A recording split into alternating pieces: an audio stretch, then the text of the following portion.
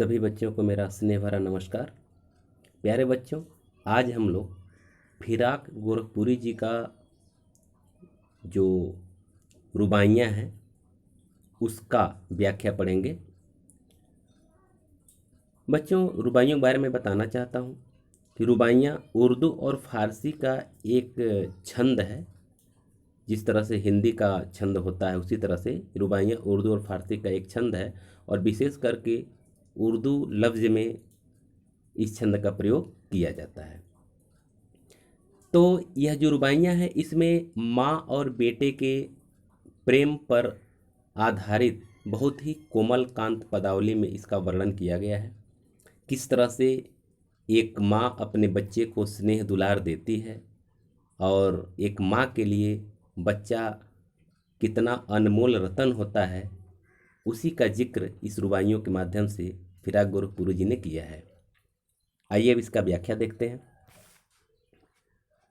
आंगन में लिए चांद के टुकड़े को खड़ी, हाथों पे झुलाती है उसे गोद भरी, रह रह के हवा में जो लोका देती है, गूंज उठती है खिलखिलाते बच्चे की हंसी।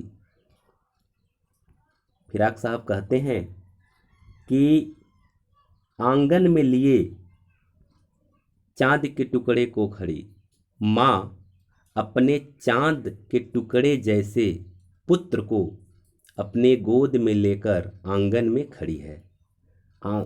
माँ अपने चांद के टुकड़े जैसे पुत्र को गोद में लेकर के आंगन में खड़ी है।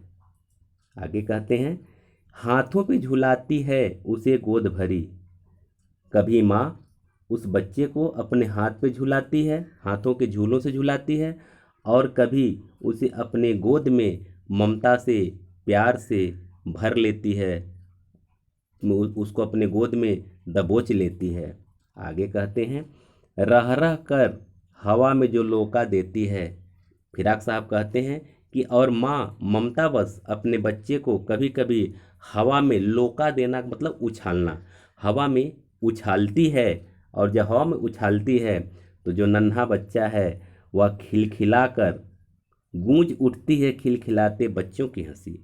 बच्चे की हंसी यानी उस बच्चे की खिलखिलाती हुई हंसी हवा में क्या होती है, गूंज उठती है। मतलब वह बच्चा खिलखिलाकर हंसने लगता है।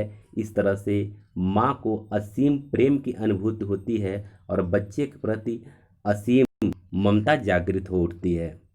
आगे कहते हैं, नहला के छलके छलके निर्मल जल जल से उलझे हुए गेसुओं में कंघी करके किस प्यार से देखता है बच्चा मुंह को, जब घुटनियों में लेके है पिन्हाती कपड़े।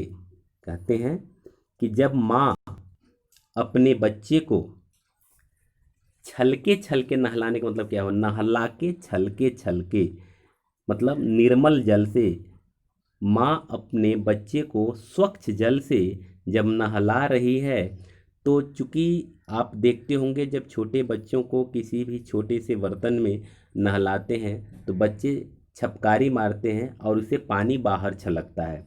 तो उसी भाव का प्रदर्शन यहाँ किया गया है कि जब माँ अपने उस नन्हे बच्चे को निर्मल जल से जब नहलाती है तो उस बच्चे के हाथ से वो जल छलकता है, यानी बच्चा उसमें एक तरह से जल क्रीड़ा करता है, और उलझे हुए गेसुओं में कंघी करके बच्चे को नहलाने के बाद, गेसुओं का मतलब होता है बालों में, कि माँ उस बच्चे के उलझे हुए बालों में कंघी करती है और किस प्यार से देखता है बच्चा मुंह को जब घुटनियों में लेके पिन्हाती है कपड़े। और माँ जब अपने घुटनियों में लेकर माने घुटनों में धीरे से दबा करके और नहलाने बाद कपड़े पिन्हाती है माने कपड़े पहनाती है, तो बच्चा किस प्यार से देखता है मुंह को, किसके मुंह को, माँ के मुंह को। तो बच्चा कितने प्यार से अपने माँ के मुंह को देखता है। इसमें भी वात्सल्य का बहुत ही सुंदर वर्णन किया गया है कि किस तरह से बच्चा अपने माँ के प्रति प्रेम प्रदर्शित करता है, हालांकि वह अबोध है, और माँ भी किस तरह से बच्चे को स्नेह दुलार देती है। फिराक साहब आगे कहते हैं कि दीवालों दिवाली की शाम घर पुते हैं और सजे, चीनी के खिलौने जगमगाते लावे, वो रूपवती मुखड़े पे एक नर्म दमक, बच्चों के घरौंदे में जलाती है दिए। कहते हैं दिवाली की शाम घर के पुते और सजे। कह रहे हैं दिवाली की शाम है, दिवाली का वर्णन करते हुए कहते हैं कि दिवाली की शाम है, घर जो है क्या है, पुते हुए हैं, रंग से पुते हुए हैं और बिजली के झालरों से सजे हुए हैं या दीपकों के झालरों से सजे हुए हैं या दीपकों से सजे हुए हैं। दिवाली की शाम है, घर पुता हुआ है, रंग किया हुआ है और विभिन्न प्रकार के वो रोशनियों से, दीपकों से या विभिन्न प्रकार के बिजली के झालरों से सजाया गया है। चीनी के खिलौने जगमगाते लावे, और बच्चा जो है चीनी के खिलौने से खेल रहा है, यानी माँ जो है कि जगमगाते हुए चीनी के खिलौने देती है बच्चे को और बच्चा उस चीनी के खिलौने से खेलता है। वो रूपवती मुखड़े पे एक नर्म दमक, बच्चे के घरौंदे में जलाती है दिए। और माँ देखती है कि बच्चे का जो रूपवती जो मुखड़ा है, जो सुंदर सा मुखड़ा है, उसके मुखड़े पर एक नर्म दमक, नर्म मन होता है कोमल, दमक मन होता है आभा, एक जो है कि कोमल आभा दिखाई दे रही है। यानी बच्चा जब खिलौने से मगन होकर के खेल रहा है तो उसके सुंदर मुखड़े पर एक कोमल आभा झलकती हुई दिखाई दे रही है। और बच्चा जो छोटा सा घरौंदा बनाया हुआ, घर का जो मॉडल बनाया हुआ है, माँ उस बच्चे के घर में क्या जलाती है, दिए जलाती है। जैसा कि अक्सर गाँव में देखा जाता है, शहरों में भी देखा जाता है, छोटे बच्चे रहते हैं, घरौंदा बनाते हैं तो उसमें भी वह स्वयं या उनके परिवार के लोग उसमें दीपक जलाते हैं। तो बच्चे का जो घरौंदा है, माँ उसमें दीपक जला रही है। गोरखपुरी साहब आगे कहते हैं कि आंगन में ठुनक रहा है जिदियाया है। कभी कभी बच्चे जो है कि काफ़ी जिद करते हैं, जिद करके ठुनक जाते हैं, माने नाराज हो जाते हैं या फिर रोने का अभिनय करते हैं। उसके बारे में बताए हैं कि आंगन में ठुनक रहा जिदियाया है, बालक तो है ही चाँद पे ललचाया है। बालकों की जिद भी कितनी अजीब होती है, जो असंभव चीज़ को भी वह प्राप्त करने की चेष्टा करते हैं या उसके लिए जिद करते हैं। तो कहते हैं कि बच्चा जो है किस पर ललचाया हुआ है, बालक तो है चाँद पे ललचाया है। बालक तो चाँद को प्राप्त करने के लिए ललचाया, माने बालक चाँद को प्राप्त करने के लिए जिदियाया हुआ है, माने जिद किया हुआ है और उसके लिए आंगन में ठुनक रहा है। और ठुनकने का तात्पर्य क्या होता है, रोने का अभिनय करना। वह अपनी माँ से जिद कर रहा है कि हे माँ, मुझे चाँद को ला करके दे दो, और उसके लिए वह रोने का अभिनय कर रहा है।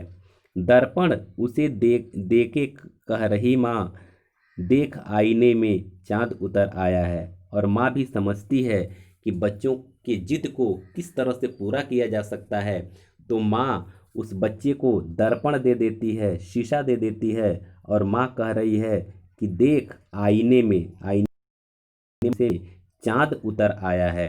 कि अपने बेटे से कहती, देखो बेटा कि चाँद जो आकाश में था ना, वह तुम्हारे शीशे में, तुम्हारे दर्पण में उतर आया है और तुम इसे ले लो और इससे खेलो।